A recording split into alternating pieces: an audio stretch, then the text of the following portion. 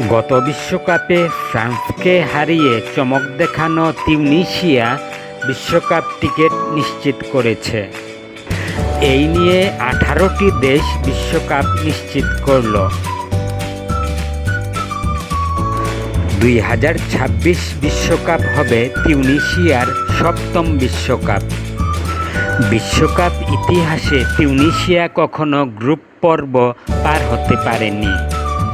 বিশ্বকাপে তাদের সেরা সাফল্য গত বিশ্বকাপে ফ্রান্সকে 1-0 গোলে হারানো। যে 18টি দেশ এ পর্যন্ত বিশ্বকাপ নিশ্চিত করেছে তারা হলো স্বাগতিক হিসেবে কানাডা, যুক্তরাষ্ট্র ও মেক্সিকো।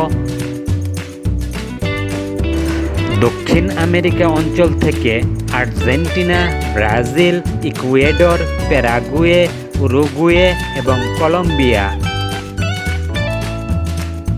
এশিয়ান অঞ্চল থেকে জাপান, দক্ষিণ কোরিয়া, ইরান, অস্ট্রেলিয়া, উজবেকিস্তান এবং জর্ডান।